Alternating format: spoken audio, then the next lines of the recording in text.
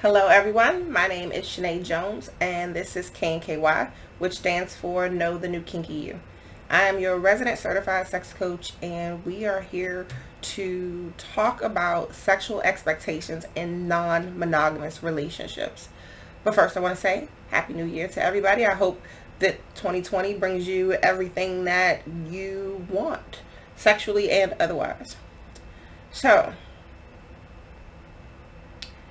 our views on non-committed relationships have changed over time. What we found is that the societal pressures before, where we had to have the security of marriage, and it was socially awkward not to be married and have kids and settle down and all of those other things. A lot of us are a lot more independent and focusing on our careers, and it's not so strange now to see a woman in her 40s who doesn't have kids and is focusing on her career and living her best life. It's not so strange and unfathomable anymore. So we're finding that more and more of us aren't depending on that committed relationship the way that we used to. It doesn't mean that there are those of us who don't. There are those of us who still very much want to find that life partner and spend the rest of your life growing old together, and somebody that is going to live out old age with us. Having that marriage, that commitment with someone is something that a lot of us do want. But that expectation, that need within a lot of us is changing. So what we need to understand is that there are certain things that make some of us hesitant to be in those relationships, those sexual relationships, those committed relationships, but we still want to have sex, right? So we can find ourselves in a position where we are meeting somebody for the first time and we're having hookups, or we might have, that friends with benefits situation where somebody is an exclusive sexual partner, but you all are allowed to go out and date and see whomever you want because you have that understanding. Now, there are things that when you're looking for a commitment, when you actually do want a commitment with someone, that there are things that are very important, right? They're important to us in a lot of ways, but the interdependency theory research has shown that commitment itself is based off of satisfaction, where we're having benefits out of the relationship without it costing us too much. We have that security, that support system, that communication. It says alternatives, but a lack of alternatives is more suitable for the term, where you have somebody and you're good with that person. You're not seeking out somebody else. You know that the grass isn't always greener on the other side, so you're going to keep eating the grass where you are, right? So having a lack of alternatives is a good thing when you want a commitment in a relationship. And then as well as your investment, what have you put in a relationship together? Whether it's children or you start a business together, you have a home together, those three things, satisfaction, alternatives, and investment, are key when it comes to being in a committed relationship. Now, when those things aren't there, if you have a whole bunch of alternatives, then you're not so much seeking a commitment, especially when that level of satisfaction. If you're good on your own and you don't need anybody for support, and you're good with your communication because you have a wide social network, having that commitment from another person isn't necessarily a requirement. It's not high on your priority list. And if you don't have kids with them, like, really, you're like, there's no tie except for I like you. I like having sex with you and I want to be around you. So understanding what drives a commitment and understanding what's not there will help you understand whether or not the situation that you're in is a relationship that is going to work for you. Because one, you will have identified that you're good on your own, that you're good without having that person be accountable and responsible for you. If, however, in any way those feelings change, it's stuff that you kind of need to talk about. You know,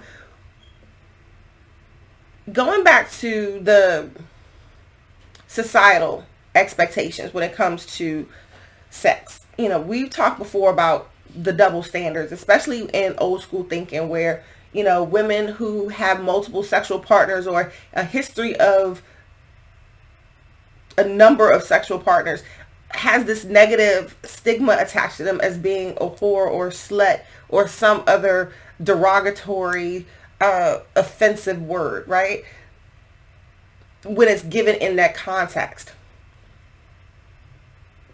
Men don't have that same double standard because society expects men to conquest and to get partners. That's their job. I always wonder why they forget that them getting requires us being got. So we're in the same situation, you know, but the female sexual empowerment movement or female empowerment movement, but female sexual empowerment movement, you know, has gotten us in a position where we can say, I want some dick, or I want some pussy, whatever it is that you're into, that you can say it, you can go get it, and no one's going to look at you and be like, oh, what's wrong with her? No, we are allowed to want sex without wanting to be a wife, a mother, or your mother. You know, we want to be able to put ourselves in those situations.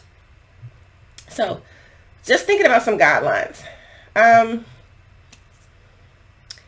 Not being in a relationship does not eliminate your desires for sex. It doesn't say, okay, now that I'm alone, I don't want to have sex anymore. No. But you have to figure out how it is that you're going to deal with that. Are you going to abstain? Are you going to practice self-love and masturbate and learn yourself that way? You know, or are you going to have sex with someone else? Now, here's your thing. Some of us have a toolbox. You can always go back to and ring somebody up and say, hey, how you doing? I ain't seen you in a while. You could do that. Or you could go out and meet somebody new. You could do that. But regardless of your situation, there are things that you want to talk about, things you want to ask. So if you are single and ready to mingle and eventually have sex with somebody, questions to ask are, how much do you share about your sexual history with each other? How do you discuss past and current sexual health?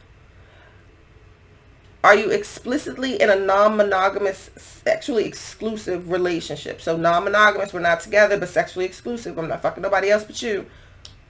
What kind of relationship are we in? If you had sex with someone else, do you tell them? Or is it something that is a need to know situation? What is the expectation about the frequency of sex and the time spent together? Like, you know, when you see each other, is it just sex? Or, you know, are you going to date? You know, what does this kind of look like? And how often is it going to happen? Because, you know, sexual desire is a thing, right? And when you have people that are in relationships and you have unbalanced desire, it can cause problems. So think about when you are not in a relationship and you don't have that commitment from that person and there is no obligation for that person to spend time with you, and one person is completely ravenous and wants to have sex all the time, but this other person is like, oh yeah, I'm good. Still, Uneven desire, even in non-monogamous sexual relationships, is a thing. So got to make sure you're talking about frequency and how you're going to spend your time together. Are you going to make sure that there is a commitment for everyone involved to practice safe sex? So again, you're having sex with me, I'm having sex with him, you're having sex with her, she's having sex with her, he's having sex with him. Whatever the dynamic is everybody strapped up. Because you can start to lose who the contagion is, the source of origin, when an STD comes into play. So you want to make sure that you have those conversations and people are practicing safe sex. So if an incident does occur and somebody is exposed to an STI, how do you go about talking about it? How does that person feel about it? It's like, when you're in a committed relationship, there's a violation of trust. You're like, oh, we were only supposed to be sleeping with each other. How is it that I got something? Because that means that you cheated on me. Because if I didn't cheat on you, you cheated on me. That's how that got introduced into our relationship. In a non-monogamous sexual relationship, especially where the relationship is not exclusive, then what you're doing is trying to figure out how, in this situation that you created, did this after effect happen. So just keep in mind that these conversations are vitally important. You have to have them, even if it's difficult to have. You have to have them, and it only works if everybody is honest with each other and has respect for the situation that you're creating for yourself. A one-night stand can turn into a lifelong partnership. I don't judge you for a one-night stand, or I don't judge you for a first night stand that turns into something. Sometimes it doesn't work out, and it is what it is too. I don't judge you for that. If you are a person that, met somebody, dated somebody, either had sex with them early, just had some sex with them, after a while, and it just doesn't start to work, don't ghost people. I don't like it. You can have enough respect for that person to give them a reason why it is that you are no longer interested in them. Perhaps the sex was bad. Perhaps they were boring. Perhaps, there's breath stain and you just can't deal with it anymore. Figure out a nice way to tell them, right? Being monogamous means being one-on-one and sharing that commitment to each other. When you don't have that, you have to put yourself in a position where you're managing the risks associated with it. And it's not just the STDs, it's the emotional risk and exposure, because again, people say that they can handle these situations, and oftentimes they can't, because expectations change and conversations don't happen, and one person has feelings that another person perhaps doesn't. And when those things become unmatched, when you start to feel that one person is giving more than the other, that weight starts to shift and things become unbalanced, it can create more of a problem than what just trying to have sex with somebody was worth. So just keep that in mind. Now, if you are in one of these non-monogamous sexual relationships, and you are in that position where feelings start to change, make sure you're talking to that person. Make sure that you are letting them know, and try to get back on the same page. If that person isn't receptive or responsive, you have to decide whether or not that's the situation that you want to stay in. And if not, do yourself your best interest and leave. Don't stay in something that is not gratifying and satisfying to you just for the sake of someone else or for the sake of being around someone else. That's never going to be healthy for you. You shouldn't do it. What you do need to start doing is looking at you as a person, understanding those things from earlier that, drive people's feelings of commitment. Start to look at the laws of attraction and what it is about you, your qualities, and what it is that you want out of another person. Start really trying to understand what that looks like and focus on it. Don't focus on, oh, I want to have sex and I want to have somebody that, is good in bed, but really you want that, plus you want somebody that is going to spend time with you and talk to you and make you laugh and support you and protect you and all those other great things. Make sure that you speak that out into the world too, because again, the energies that we put out, is what we get back. So we have to really manage those laws of attraction. Understand what is non-negotiable in your relationship. Don't put up with shit that you know you can't deal with long term just to have sex with somebody.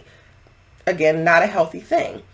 If you want to be in a monogamous relationship, it's fair to let somebody know what's non-negotiable up front. Don't change it up on them later. We all have a tendency, I'm not going to say we all, but what we do, we have a tendency to send out our representative or the person that is on our best behavior for that first 30, 60, 90, 6 months, maybe a year or so, depending on how long you can keep it up. But eventually, when you're not true to yourself, your true self will still present. So if you know that there are certain aspects that you just can't put up with, don't put up with them. Make them non-negotiable and make sure that your person is aware. You want to make sure that you are also maintaining that physical and emotional and intellectual and sexual satisfaction. Like when you know what you want from a person, be explicit. Don't be too explicit, but just verbalize what it is that you want from them, and the right person will understand, and they'll be attracted to you, and they will be that person that is supposed to be in that committed partnership with you. So, just to recap, there's nothing wrong with being in a non-monogamous sexual relationship, as long as you're good with it, as long as you're happy with it, as long as the people that are involved are of the same mind and understanding of what the expectations are. You should have those conversations about, status and health and expectations and all of that. It's not something that you should put off just because, okay, we've had sex, now we've had sex again and again and again and again, and now we're working all these unwritten rules and somebody is on a different page than the other person, and now we have a problem. No. Early on, let's have these conversations. And if you want to be in a committed relationship and you're not, then think about those things that you want out of the relationship, and think about those things that you can put into the relationship, and make sure that you're focusing on people that can give you those things and you can give those things too, because if not, all you're doing is wasting your time with someone who is not going to give you what it is that you need, even if the sex is good. I mean, if the sex is good, you might stay around for a little while, but manage expectations. Okay, so I hope you enjoyed this video. My name is Shani Jones, again, your resident certified sex coach. I appreciate everyone who's already following me and have subscribed to the YouTube channel. Thank you so much. Like, share, tell your friends, comment on the videos. I always use your contents and your comments to help guide the conversations that we have. You can follow me across all social media at DOYOUKNKY. Thank you again for tuning in. I will see you on the next one.